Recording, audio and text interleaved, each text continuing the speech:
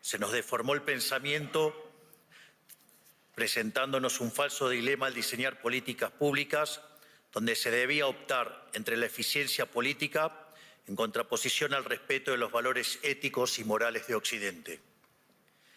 Tal como señala el profesor Jesús Huerta de Soto en su trabajo sobre eficiencia dinámica, desde dicho punto de vista, la eficiencia no es compatible con diversos esquemas de equidad o justicia, sino que surge única y exclusivamente de uno de ellos, el cual se basa en el respeto de la propiedad privada y la función empresarial.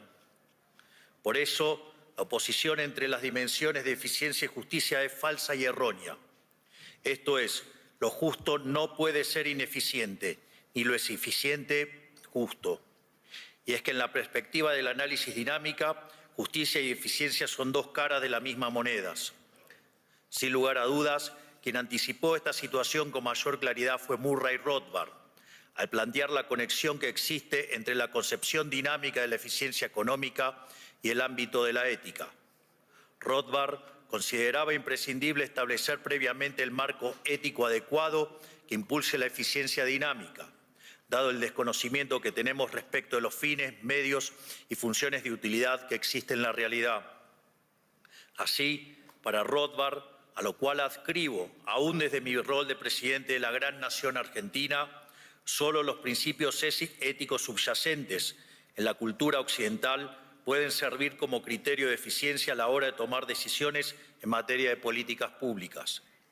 Puesto en términos crudos, al momento de diseñarse las políticas públicas, resulta inadmisible desde el punto de vista de la ética y la moral sacrificar a la justicia en el altar de la eficiencia.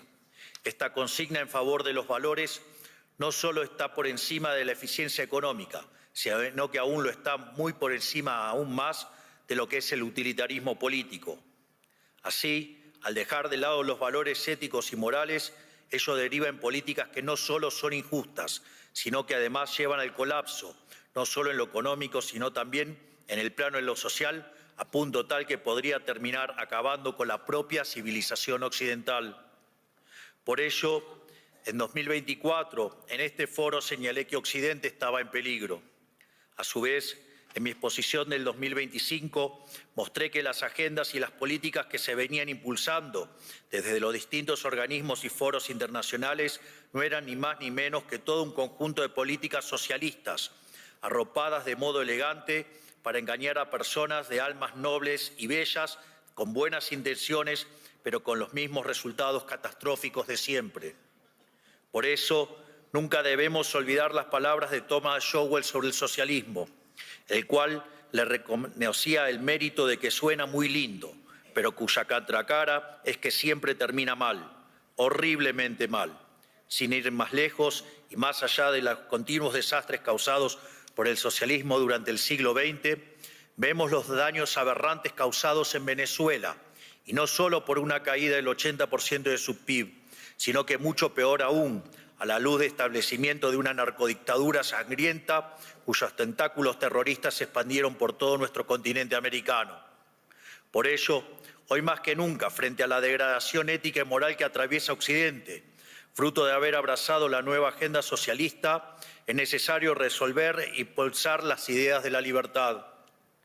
Sin embargo, a diferencia del modo en que se encaró en el pasado, estaba basado en un enfoque utilitarista. Hoy la defensa del sistema capitalista de libre empresa debe estar basada en su virtud ética y moral.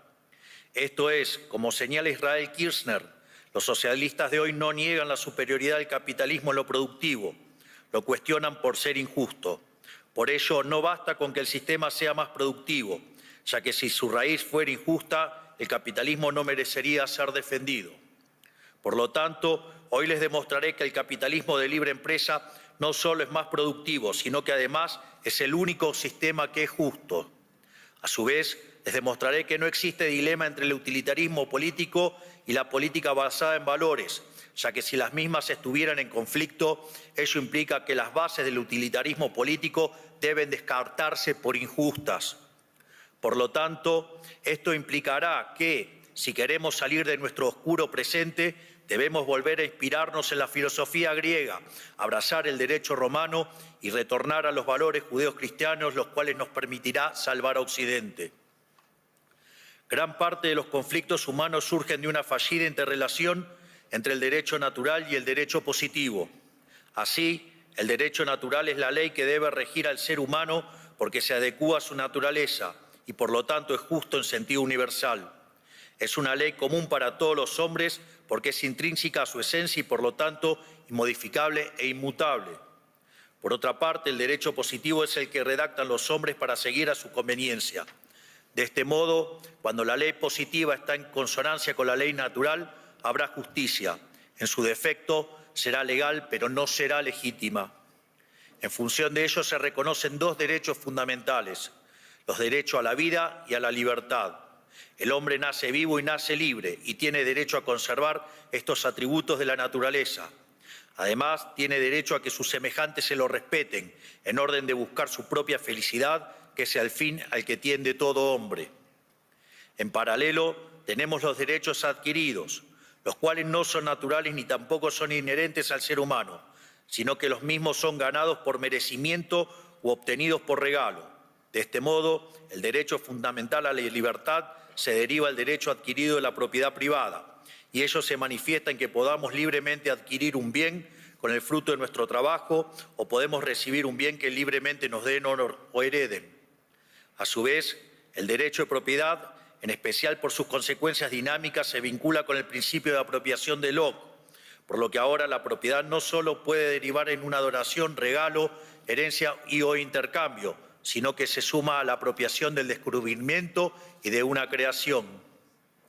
Finalmente, estos derechos se complementan con el principio de no agresión, el cual establece que ningún ser humano tiene derecho a ejercer agresión de ningún tipo contra otro ser humano, lo cual no solo incluye la agresión física, sino también todo tipo de coacción, coerción y o imposición bajo amenaza de uso de la fuerza. De ahí que definimos liberalismo acorde al profesor Alberto Venegas Lynch hijo como el respeto irrestricto del proyecto de vida del prójimo, basado en el principio de no agresión y en defensa del derecho a la vida, a la libertad y a la propiedad, cuyas instituciones son la propiedad privada, los mercados libres de intervención estatal, la competencia entendida como libre entrada y salida, la división del trabajo y la cooperación social. Naturalmente, asociado a este ordenamiento social, surge la cuestión de si el mismo es justo. Por ende, para determinar si el sistema es justo, la referencia obligada es Ulpiano, cuya premisa básica constituye las bases del derecho romano y sin duda es uno de los pilares de la civilización occidental. Así, la justicia es la constante y persistente voluntad de otorgar a cada cual su derecho, esto es, la intención de dar a cada uno lo suyo, lo que le corresponde. Sin embargo, la sentencia de Ulpiano no se quedó ahí, sino que a continuación añadió que los principios del derecho constan en vivir de modo honesto, sin causar daño a nadie y dando a cada cual lo que es suyo. Por lo tanto, de todo esto se deriva que una de las características del capitalismo de libre empresa es que es una doctrina justa. Dado el entramado institucional emergente, el cual además hemos probado que el mismo es justo, ahora es momento de probar que además es eficiente. El primer planteo al respecto fue realizado por Adam Smith, quien utilizando el argumento de la mano invisible postulaba que cada individuo persiguiendo su propio interés llevaba al máximo bienestar social. Más tarde, los neoclásicos, guiados por una idea de la mano invisible basada en el óptimo de Pareto, lograron derivar el primer axioma de la economía del bienestar, esto es, todo equilibrio competitivo es óptimo de Pareto. Sin embargo, esto implicaba abrazar una estructura matemática que dejaba abiertas las puertas a la intervención estatal, bajo las buenas intenciones de corregir los fallos de mercados, los cuales, desde mi punto de vista, no existen. Para ello, la prueba que ha desarrollado Hans Gemma Hoppe, basada en los derechos de propiedad, en línea con el principio de apropiación originaria de Locke, junto al principio de no agresión, no solo resulta satisfactoria en probar la optimalidad, sino que además no deja lugar a duda para que haya intervención. De este modo, Hoppe señala: cualquier desviación de este conjunto de reglas implica, por definición, una redistribución de títulos de propiedad y, por lo tanto, de los ingresos, desde los usuarios y contratantes de bienes hacia los no usuarios, productores y no contratantes. Por lo tanto, cualquier desviación en tal sentido implica que habrá relativamente menos apropiación originaria de recursos cuya escasez sea conocida y, por ende, habrá menos producción de nuevos bienes, menos mantenimiento de los bienes existentes y menos contratos y comercios que sean mutuamente beneficiosos.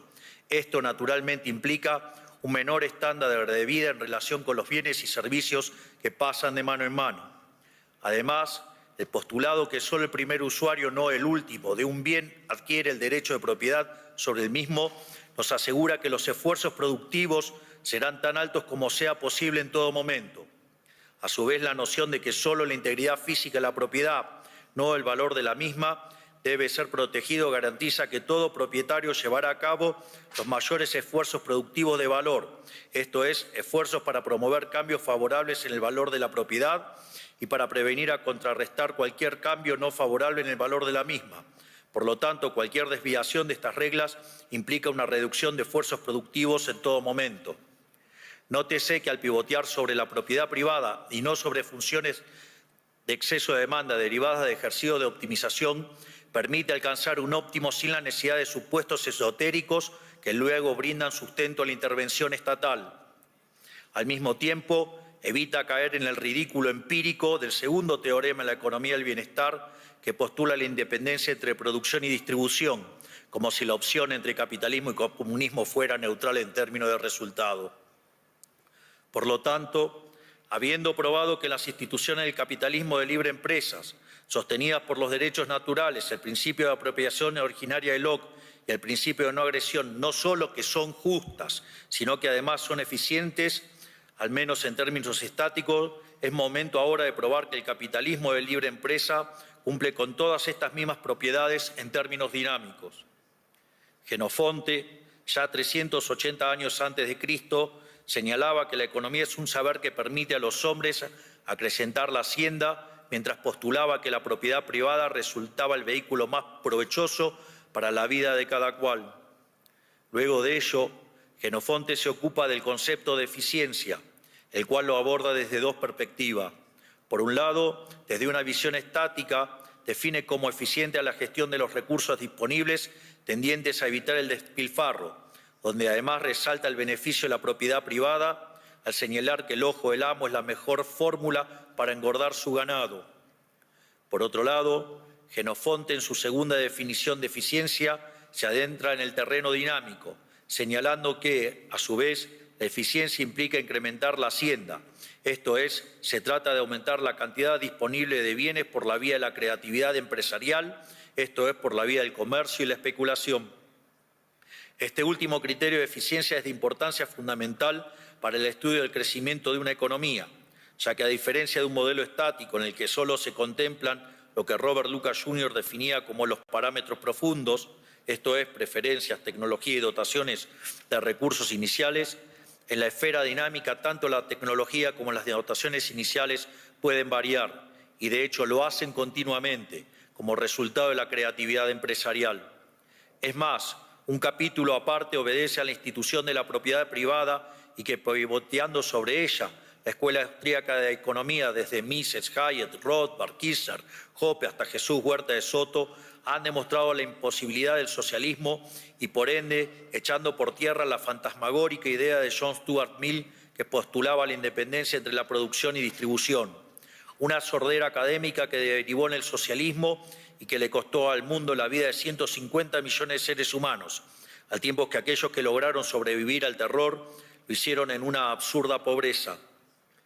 Acorde a lo señalado y en línea con la segunda definición del análisis de Jenofonte, la teoría económica ha identificado 4 fuentes de progreso económico. En primer lugar, tenemos la división del trabajo, la cual fue ejemplificada por Adam Smith con la fábrica de alfileres. En el fondo, se trata de un mecanismo por el cual se generan ganancias de productividad que se manifiestan como rendimientos crecientes y que, si bien su límite está delimitado por el tamaño del mercado, el tamaño del mismo se ve afectado positivamente por ello. Sin embargo, vale la pena aclarar también que este proceso virtuoso no es infinito, cuyo límite choca con la dotación de recursos iniciales. En segundo lugar, la acumulación de capital, tanto físico como humano. Respecto al capital físico, es crucial la interacción entre ahorro e inversión, poniendo de manifiesto el rol fundamental del mercado de capitales y el sistema financiero para lograr a cabo dicha intermediación. Por el lado del capital humano, el foco no debe limitarse al plano educativo, sino que también debe considerarse el desarrollo de capacidades cognitivas desde el nacimiento del ser humano, su alimentación y la salud, elementos fundamentales para poder acceder a la educación y al mercado de trabajo. En tercer lugar, tenemos el progreso tecnológico, el cual significa poder producir una mayor cantidad de bienes con la misma cantidad de recursos o producir lo mismo empleando una menor cantidad de insumos. Finalmente, tenemos el espíritu empresarial, o mejor dicho, la función empresarial, la cual, de acuerdo al profesor Huerta de Soto, constituye el principal motor del proceso de crecimiento económico, ya que si bien los tres factores señalados son importantes, sin empresarios no habrá producción y el nivel de vida sería extremadamente precario. Donde la función empresarial no se focaliza tanto en la eficiencia de corto, sino más bien en el crecimiento de la cantidad de bienes y servicios, lo cual deriva en mayores niveles de vida. En función de todo esto, lo verdaderamente importante es expandir al máximo la frontera de posibilidad de la producción. Así, la eficiencia dinámica puede verse con la capacidad de una economía para impulsar la creatividad y la coordinación empresarial. A su vez, el criterio de eficiencia dinámica está indisolublemente unido al concepto de función empresarial, siendo esta la capacidad típicamente humana para darse cuenta de las oportunidades de ganancia que surgen en el entorno y actuando en consecuencia para aprovecharse de las mismas, haciendo que se vuelva fundamental la tarea de descubrir y crear nuevos fines y medios, impulsando una coordinación espontánea destinada a resolver los desequilibrios del mercado. Por otra parte, esta definición de eficiencia dinámica que propone Huerta de Soto combina adecuadamente y de modo coherente la idea de destrucción creativa de Schumpeter con la eficiencia adaptativa de North. Naturalmente, dado el rol de la función empresarial, son de vital importancia las instituciones bajo las cuales se desarrolla la misma. En este sentido, tanto Douglas North como Jesús Huerta de Soto ven como una función clave de las instituciones la de reducir la incertidumbre.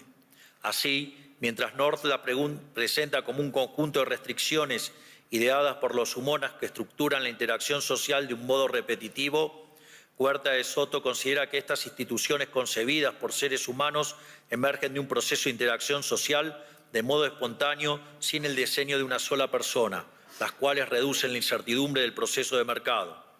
De este modo, como señala Roy Cordato, el marco institucional adecuado es el que favorezca el descubrimiento empresarial y la coordinación, por lo que en este marco la política económica debería orientarse a identificar y remover todas las trabas artificiales que dificultan el proceso empresarial y los intercambios voluntarios. En este sentido, dada la influencia determinante de las instituciones en el progreso económico, ello nos dirige la mirada hacia la importancia de la ética, ya que aquellas sociedades que adhieren a valores morales y principios éticos más sólidos en el respaldo de las instituciones serán dinámicamente más eficientes y con ello disfrutarán de una mayor prosperidad. Así, el problema ético fundamental para concebirse como la búsqueda de la mejor manera para fomentar la coordinación y la creación empresarial. Por lo tanto, en el campo de la ética social se llega a la conclusión de que la concepción del ser humano como un actor creativo y coordinador implica aceptar con carácter axiomático el principio de que todo ser humano tiene derecho a apropiarse de los resultados de su creatividad empresarial. Es decir, que la apropiación privada de los frutos de aquellos que crean y descubren los empresarios es un principio del derecho natural, porque si el actor no pudiera apropiarse de lo que crea o descubre, entonces se bloquearía su capacidad de detectar oportunidades de ganancias y desaparecería el incentivo que tiene para llevar a cabo sus acciones. En definitiva, el principio ético que acabamos de enunciar es la base fundamental ética de toda la economía de mercado. Por lo tanto, lo que acabamos de demostrar es que el capitalismo de libre empresa no solo que es justo, sino que además es eficiente y además es el que genera una mayor tasa de crecimiento. De modo Por lo tanto, dado el marco conceptual de la eficiencia dinámica y la existencia de dilemas entre eficiencia y valores éticos al momento de diseñar las políticas públicas, resulta de interés su implementación en la vida real. Más allá de los enormes logros que hemos mostrado durante esos años de gestión, extirpando un déficit fiscal de 15 puntos del PBI, bajando la inflación del 300% al 30%, reduciendo el riesgo país en 2.500 puntos básicos y haciendo crecer la economía, mientras que la pobreza bajó del 57 al 27%, llevando políticas públicas guiadas por valores éticos y morales. Me gustaría entonces hacer foco en el caso del Ministerio de Desregulación, o como lo llamamos puertas adentro, el Ministerio de los Rendimientos Crecientes. Dicho ministerio está inspirado en la evolución del PBI per cápita desde la era cristiana, el cual tiene la forma de un palo de hockey. Esta figura surge del hecho de que hasta el año 1800 el PBI per cápita es casi constante y a partir de ahí se multiplicó por 15 veces, en un contexto en el que se multiplicó por 10 el tamaño de la población. En paralelo, mientras que el PBI crecía, la pobreza extrema cayó de niveles del 95% al 10%. Sin embargo, esta maravilla implica la existencia de rendimientos crecientes, lo cual en economía se lo asocia a estructura de mercados concentrados, y ahí es donde surge el dilema de política pública entre eficiencia paretiana y justicia. En el análisis paretiano, los rendimientos crecientes implican la existencia de no convexidades en el conjunto de producción, lo cual, no permite derivar funciones de beneficios que arrojen un máximo, por lo que ni la oferta de bienes ni la demanda de insumos son óptimas. Frente a ello, se propone regular a las empresas y asimilarla a un caso perfectamente competitivo. Esto es, matar los rendimientos crecientes y con ello el crecimiento económico. Si no, miren los efectos que causa la regulación en todas partes del mundo. La visión basada en los valores éticos del capitalismo señala que si a esa posición se llegó por descubrimientos, intercambios voluntarios y sin violentar el principio de no agresión, no hay motivo que justifique la intervención. De hecho, la intervención es una violación del derecho de propiedad, por lo que al castigar los beneficios, el crecimiento potencial de la economía cae. Por ende, la intervención y la regulación son dinámicamente ineficientes, por ser violentas y por ende injustas. Es por ello que desde la llegada a la Administración en 2023 hemos llevado a cabo, gracias a la ciclópea tarea del ministro Federico Sturzenegger, 13.500 reformas estructurales, las cuales hoy nos permite tener una economía más eficiente dinámicamente, lo cual nos permite volver a crecer. Esto es Make Argentina Great Again. Por ende, esto muestra lo cuestionable del análisis del óptimo Pareto. En función del mismo, muchos consideran pertinente que se regulen dichas estructuras concentradas, asimilándolas en resultados a un modelo competitivo. Sin embargo, como había señalado, ello implica matar los rendimientos crecientes, cuyo efecto colateral no deseado es el de matar el crecimiento. Nótese que bajo esta misma línea podemos abordar los temas de inteligencia artificial. En este sentido, dicho instrumento podría verse como la versión siglo XXI de la fábrica de alfileres de Adam Smith, es decir, un potenciador de rendimientos crecientes y con ello mayor crecimiento y bienestar. Por lo que lo más responsable que pueden hacer los Estados respecto al tema es dejar de fastidiar a quienes están creando un mundo mejor. Para decirlo más directamente, los políticos deben dejar de fastidiar a quienes están haciendo un mundo mejor. Al mismo tiempo, quiero señalar que todos los temores asociados a escenarios distópicos son una tontería. La respuesta es Adam Smith. El límite de los rendimientos crecientes está dado por el tamaño del mercado. Y finalmente, no debemos olvidar que la puesta en marcha de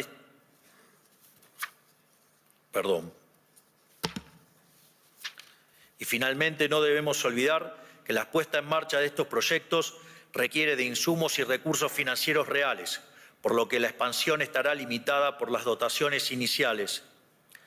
Para aquellos que estén interesados en los fundamentos teóricos de estos argumentos que estoy presentando, hoy el doctor Reidel subió a las redes justamente el trabajo que hicimos en colaboración y que desarrollamos justamente los fundamentos teóricos de esto de que regular mata el crecimiento.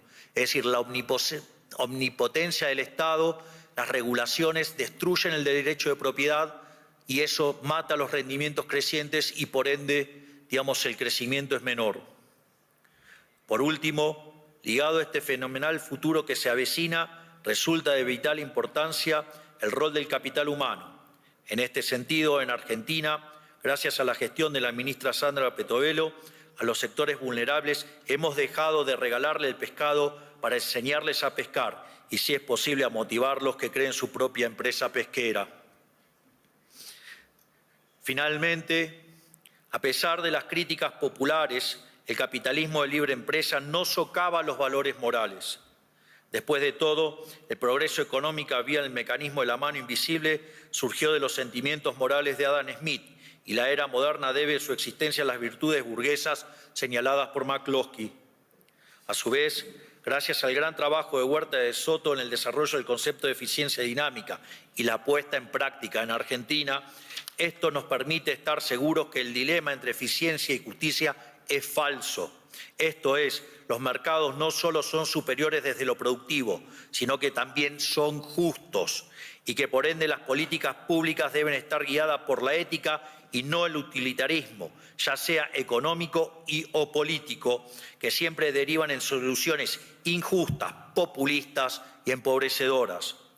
Por lo tanto, reafirmo lo dicho al inicio de esta conferencia. Maquiavelo ha muerto, por lo tanto, es momento de enterrarlo. Es más, dado el vínculo profundo entre la moral y los mercados libres, estos últimos nos hacen mejores personas, ya que gracias a los mercados dinámicamente eficientes podemos al mismo tiempo progresar económicamente, defender la propiedad privada, mantener la paz, alcanzar la armonía social y fortalecer aquellas virtudes sociales que son indispensables para una sociedad próspera. Por último, quiero dejarles una reflexión sobre la parashá de esta semana. La parashá Bo describe ese momento en que Moisés se enfrenta al faraón, símbolo del poder opresor del Estado, para advertirle que si no liberaba al pueblo hebreo, caerían sobre Egipto las últimas 3 plagas.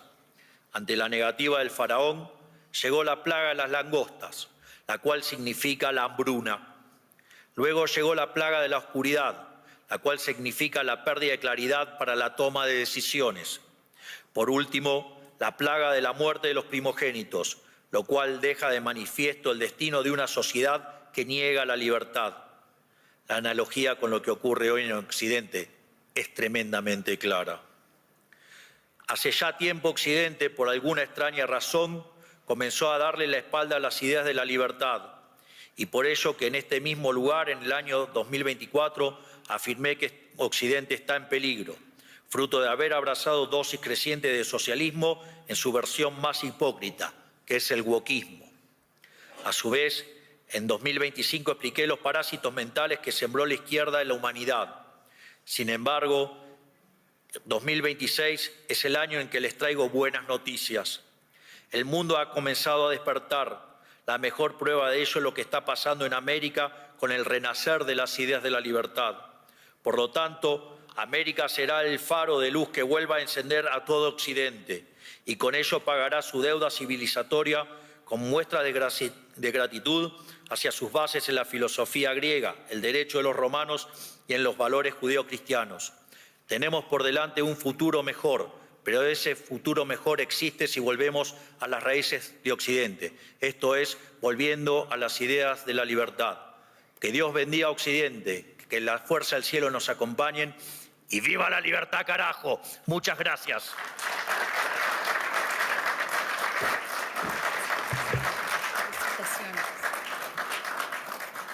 Filosófico. Y cumplí con el tiempo.